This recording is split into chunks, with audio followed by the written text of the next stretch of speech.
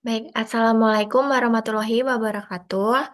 Kami dari kelompok 2 dengan saya Naomi Muzayana Sukma Putri dengan NIM akhir 014 dan rekan saya Aisyah Sinta Bilqis dengan NIM akhir 024.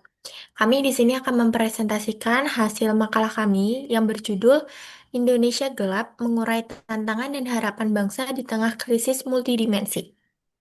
Langsung saja kita ke pembahasannya. Yang pertama adalah latar belakang.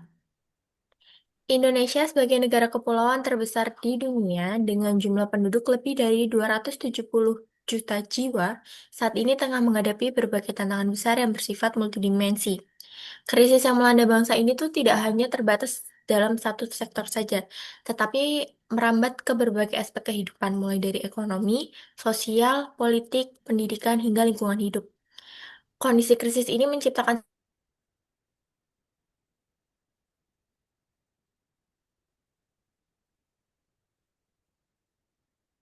kehidupan masyarakat dan negara akibat berbagai tekanan dan ketidakpastian bersamaan. Nah, lanjut akan dijelaskan oleh rekan saya.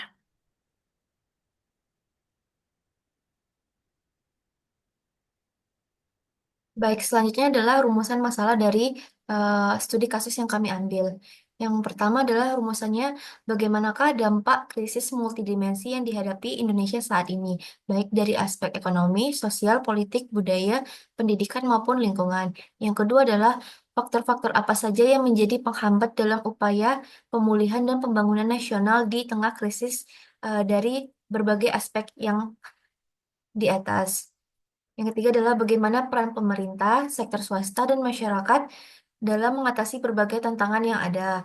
Yang keempat adalah strategi dan kebijakan apa yang paling efektif untuk mengurai krisis multidimensi dan membangun harapan bagi masa depan Indonesia yang lebih cerah dan berkelanjutan. Dan yang terakhir adalah bagaimana nilai-nilai Pancasila dapat dioptimalkan sebagai landasan moral dan ideologis dalam menghadapi krisis ini. Selanjutnya akan dijelaskan oleh teman saya.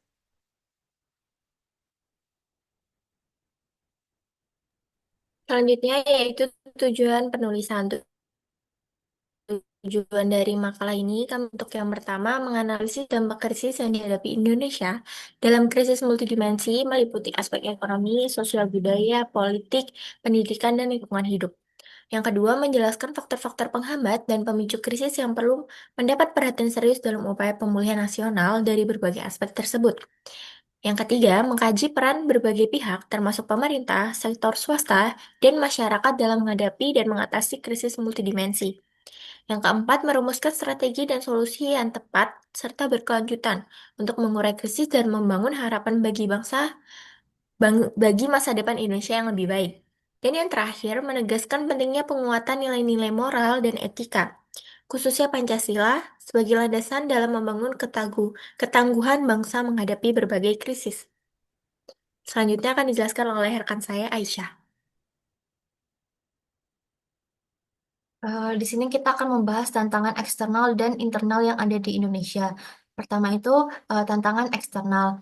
Contoh tantangan eksternal yang ada di Indonesia, yang pertama adalah penetrasi budaya asing, arus globalisasi dan kemajuan teknologi informasi yang telah mudah masuk di Indonesia. eh, Masuk di Indonesia. Yang kedua adalah sengketa teritorial dengan negara tetangga. Yang ketiga adalah ancaman keamanan maritim dan dirgantara. Yang keempat adalah problematika di kawasan perbatasan. Dan yang terakhir adalah interferensi politik dan ekonomi asing. Nah, tantangan internalnya sendiri adalah keberagaman masyarakat, kesenjangan sosial ekonomi, intoleransi, radikalisme dan korupsi. Nah, upaya kita untuk menghadapi tantangan tersebut yang pertama adalah kolaborasi multisektoral untuk mengatasi kesenjangan. Yang kedua adalah kebijakan lingkungan energi berkelanjutan. Yang ketiga adalah pemberantasan terhadap permasalahan narkoba dan kriminalitas. Selanjutnya akan dijelaskan oleh teman saya, Naomi. Baik, kita langsung masuk ke pembahasan. Di pembahasan ini kami menganalisis dari berbagai aspek tersebut. Yang pertama, kita akan membahas analisis krisis aspek ekonomi. di mana kebijakan fiskal saat ini tuh sangat berpengaruh terhadap stabilitas ekonomi di Indonesia. Tetapi efektivitasnya sangat bergantung pada perencanaan dan implementasi yang tepat serta konteks ekonomi masing-masing negara. Di Indonesia sendiri, desain kebijakan fiskal tahun 2025 diarahkan untuk akselerasi pertumbuhan ekonomi yang inklusif dan berkelanjutan. Kebijakan fiskal tahun 2025 ini disusun di masa transisi oleh pemerintah saat ini dan akan dilaksanakan oleh pemerintah selanjutnya, di mana data ini diambil sebelum presiden berganti kepada Presiden Prabowo. Kemudian masa transisi pemerintah memiliki nilai strategis untuk memastikan keberlanjutan dan penguatan agenda-agenda pembangunan, memperkuat fungsi-fungsi kebijakan fiskal, serta menjaga momentum reformasi untuk transformasi ekonomi.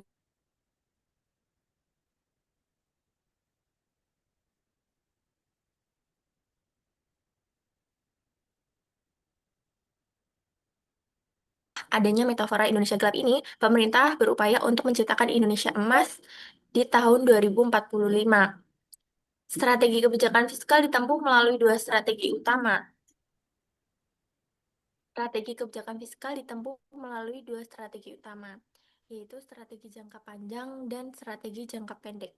Strategi jangka panjang dengan fokus untuk mendukung transformasi ekonomi.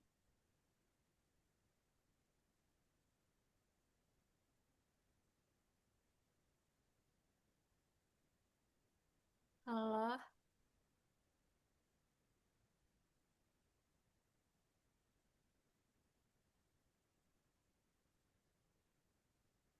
halo,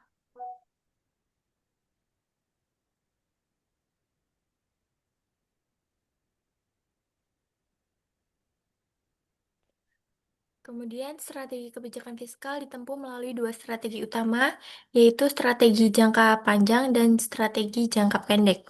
Strategi jangka panjang dengan fokus untuk mendukung transformasi ekonomi sosial melalui penguatan sumber daya manusia, melanjutkan pembangunan infrastruktur pendukung transformasi ekonomi, hilirisasi, dan transformasi ekonomi hijau untuk meningkatkan nilai tambah dan pertumbuhan berkelanjutan, penguatan inklusif, serta penguatan kelembagaan dan simplifikasi regulasi. Sementara untuk strategi jangka pendek difokuskan untuk akselerasi pertumbuhan ekonomi, penguatan well-being, serta penguatan konvergensi antar daerah. Untuk yang kedua ini ada program makan bergizi gratis atau MBG. MBG ini merupakan salah satu upaya pemerintah untuk meningkatkan kualitas sumber daya manusia Indonesia, terutama di kalangan anak-anak dan ibu hamil. Selain itu, program ini juga bertujuan untuk memperdayakan UMKM dan ekonomi kerakyatan, atau untuk mendorong pertumbuhan ekonomi Indonesia. Rencana implementasi program ini telah mengalami beberapa perkembangan sejak awal diumumkan. Namun, dengan seiring berjalannya waktu, program makan bergizi gratis ini atau MBG ini memiliki anggaran yang sangat tinggi dengan dana sebesar 71 triliun. Alasan program ini gagal yang pertama, tidak ada transparansinya program. Semua perancangan dan perencanaan ini hanya terjadi di istana tanpa adanya keterlibatan dan partisipasi aktif bermakna publik. Dalam sidang Kabinet Paripurna mengenai Rencana Kerja Pemerintah atau RKP 2025 yang berlangsung pada Februari 2024 lalu, menjelang 4 bulan pelantikan Prabowo Gibran, konsep MBG ini belum jelas tetapi tim kampanye nasional sudah menebar isu tersebut. Dan saat ini program MBG ini sudah berjalan, tetapi dengan adanya itu semua anggaran berdampak dan dikurangi. Selanjutnya akan dibahas oleh teman saya Aisyah. Selanjutnya adalah analisis krisis sosial budaya. Nah, di sini itu saya akan membahas dua konflik yang ada di konflik terkait sosial dan budaya. Yang pertama adalah analisis konflik sosial Rempang Eco City. Konflik Rempang Eco City ini merupakan perselisihan antara pemerintah, khususnya Badan Pengusaha Batam, dan masyarakat Pulau Rempang terkait rencana pembangunan proyek Rempang Eco City. Proyek ini melibatkan relokasi masyarakat adat dan lahan pertanian untuk pembangunan ekonomi dan pariwisata. Konflik ini sudah ada sejak tahun 2023. Nah, yang kedua adalah konflik budaya, globalisasi, dan modernisasi. Indonesia memiliki 38 provinsi dengan berbagai macam ras, suku, bangsa, dan keberagaman suku lainnya. Hal ini menyebabkan banyaknya kebudayaan di Indonesia. Kebudayaan di Indonesia ini menjadi daya tarik bagi turis yang ingin mempelajarinya. Namun, generasi muda sekarang jarang tertarik dengan kebudayaan Indonesia. Terus,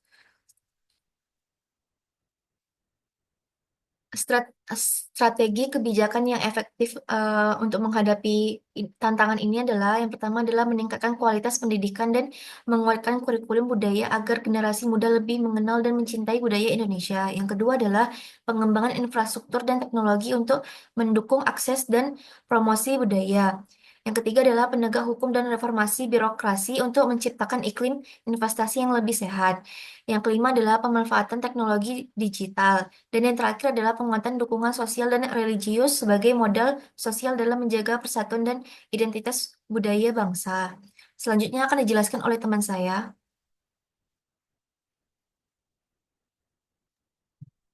Baik, selanjutnya akan membahas analisis krisis aspek politik, di mana praktik korupsi merajalela menurunkan kepercayaan publik. Dan dampak selanjutnya itu mendemonstrasi besar menandakan ketidakpuasan terhadap kebijakan pemerintah. Dan yang terakhir ini berdampak pada isu transparansi, revisi undang-undang, dan tuntutan masyarakat. Dari data yang ada, sejak 17 Februari hingga 21 Februari, di Jakarta gelombang demonstrasi meletus di bawah bendera Indonesia gelap yang dipimpin oleh mahasiswa dan berbagai organisasi masyarakat sipil. Gerakan ini telah menyebar ke seluruh penjuru daerah dengan ribuan pengunjuk rasa turun ke jalan, menyerbu kantor-kantor legislatif setempat, dan berkumpul di area Patung Arjuna Wiwaha, Jakarta, yang hanya berjarak sepelemparan batu dari Istana Presiden. Jadi, penegakan hukum yang tegas dalam kasus ini sangat penting untuk menimbulkan efek jera dan mencegah kebocoran keuangan negara dari praktik korupsi serupa. Kasus-kasus korupsi yang ada di Indonesia ini memperkuat keyakinan kami sebagai masyarakat Indonesia bahwa korupsi di Indonesia masih sangat merajalela dan belum bisa diatasi dengan baik, baik dari pemerintah atau dari KPK yang menangani secara langsung. Selanjutnya akan dijelaskan oleh saya Aisyah.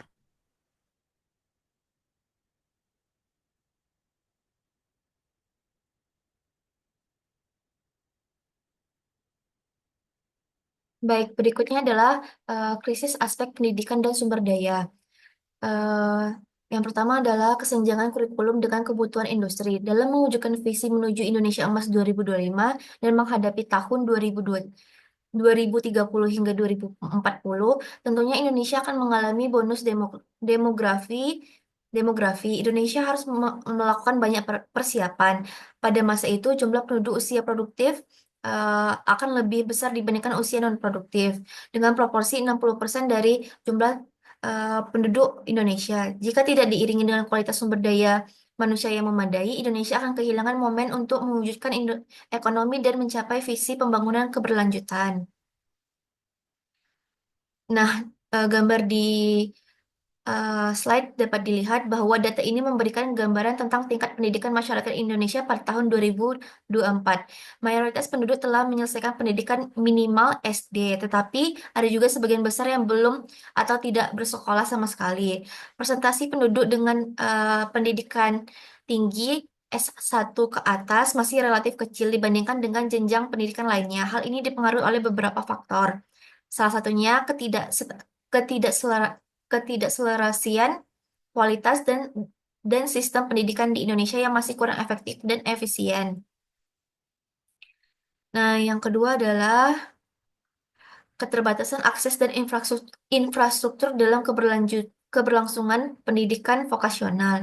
Keterbatasan akses dan infrastruktur dalam pendidikan vokasional di wilayah terpencil juga menimbulkan masalah strategi media pembelajaran yang kurang efektif. Pendidikan vokasional merupakan salah satu bagian dari sistem pendidikan yang bertujuan untuk membangun kemampuan praktis dan kreativitas dalam berbagai bidang. Namun di wilayah terpencil, keterbatasan akses menjadi faktor utama.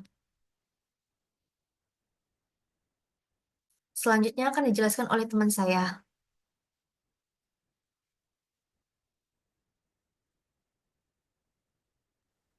Selanjutnya, analisis krisis aspek lingkungan.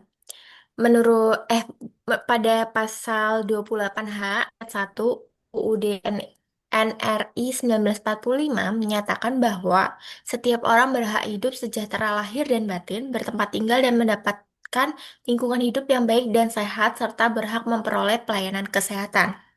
Contoh kasus saat ini yang terjadi di Indonesia yaitu rencana pembangunan IKN menjadikan kota masa depan yang maju dan hijau dengan 70% merupakan kawasan hijau dan menjadikan IKN sebagai forest city atau kota hutan. Ada dua perubahan hutan yaitu deforestasi dan degradasi. Deforestasi adalah perubahan hutan menjadi non-hutan seperti menjadi sebuah kota. Sedangkan degradasi adalah penurunan kualitas hutan menjadi hutan tanaman atau kebun atau mungkin menjadi lahan pertanian. Namun, setelah pembangunan IKN selesai saat ini, sebesar 256.000 hektar yang akan menjadi ibu kota, hanya 43% yang layak disebut sebagai hutan. Karena itu, jika targetnya adalah tadi 70% kawasan hutan, pemerintah memiliki beban hampir 30% lahan harus dihutankan kembali.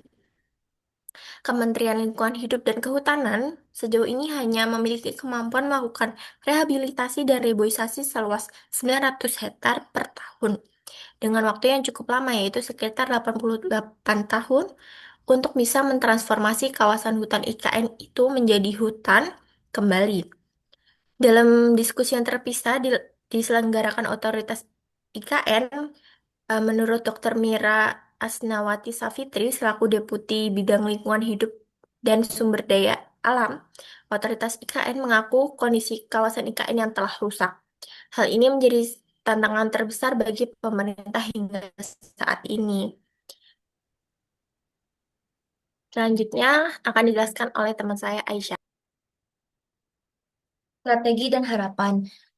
Yang pertama adalah peran pemerintah, sektor swasta, dan masyarakat dalam menghadapi berbagai tantangan yang ada.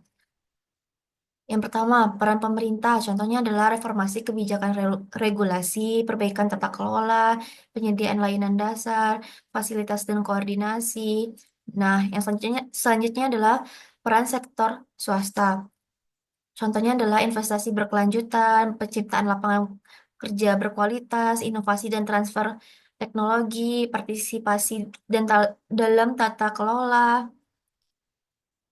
Dan yang terakhir adalah peran masyarakat. Contohnya adalah partisipan aktif dalam pengambilan keputusan, pengembangan media sosial, kontribusi dalam pendidikan dan kesadaran politik, aksi kolektif dan gotong royong, dan lain-lainnya. Yang kedua adalah strategi dan kebijakan yang efektif untuk mengurai krisis multidimensi dan membangun harapan bagi masyarakat Indonesia. Upayanya itu dapat berupa yang pertama adalah restrukturisasi utang swasta. Yang kedua adalah i- independensi independensi Bank Indonesia. Yang ketiga adalah penguatan di sektor RIIL. Contohnya adalah pada masa reformasi, pemerintah menaruh perhatian khusus pada penguatan sektor RIIL seperti sektor manufaktur, pertanian, dan pariwisata sebagai bagian dari upaya pemulihan ekonomi nasional. Nah, yang terakhir adalah peran nilai-nilai Pancasila sebagai landasan moral dan ideologis dalam menghadapi krisis. Pancasila memiliki banyak sekali fungsi serta kedudukan di antaranya sebagai dasar negara, pandangan hidup bangsa, ideologi negara, jiwa, serta kepribadian bangsa. Pancasila dengan nilai-nilai ketuhanan, kemanusiaan, persatuan, kerakyatan, dan keadilan. Dengan nilai-nilai Pancasila bisa menjadi solusi untuk mengatasi krisis moral waktu ini. Pancasila wajib dijadikan pedoman utama dalam masyarakat Indonesia. Setiap sila Pancasila dapat dijadikan tolak ukur baik buruknya dan keabsahan eh, bertindak. Solus Bangsa Indonesia harus mampu mengamalkan nilai-nilai Pancasila. Nah, selanjutnya akan dijelaskan oleh teman saya.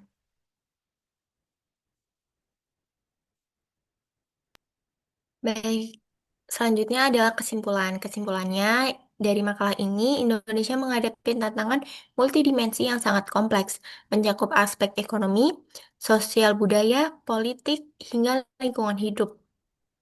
Untuk mengatasi berbagai permasalahan tersebut, diperlukan kolaborasi yang erat antara seluruh elemen bangsa, mulai dari pemerintah, sektor swasta, hingga masyarakat. Selain itu, penguatan nilai-nilai Pancasila sebagai dasar ideologi negara menjadi sangat penting agar setiap langkah yang diambil tetap berlandaskan persatuan dan keadilan. Meskipun tantangan yang dihadapi sangat besar, harapan untuk masa depan Indonesia tetap terbuka lebar asalkan strategi dan kebijakan yang diterapkan dijalankan secara efektif, konsisten, dan berkelanjutan. Selanjutnya dijelaskan oleh teman saya Aisyah. Adapun saran untuk studi kasus ini adalah evaluasi kebijakan secara berkala sangat diperlukan agar setiap langkah yang diambil pemerintah tetap relevan dan mampu menjawab dinamika permasalahan yang ada di lingkungan masyarakat. Selain itu, peningkatan transparansi dan akuntabilitas dalam pemerintahan menjadi kunci untuk membangun kepercayaan publik serta memastikan bahwa setiap kebijakan dijalankan secara jujur dan bertanggung jawab. Selain itu, dorongan terhadap inovasi dan penguatan sektor pendidikan juga sangat penting agar Indonesia mampu menghadapi tantangan masa depan dengan sumber daya manusia yang unggul tentunya. Unggul, kreatif, adaptif terhadap perubahan zaman dan teknologi. Dengan langkah-langkah tersebut diharapkan Indonesia dapat keluar dari berbagai krisis dan membangun masa depan yang lebih baik. Baik, sekian presentasi dari kelompok kami. Apabila ada kesalahan mohon dimaafkan. Wassalamualaikum warahmatullahi wabarakatuh.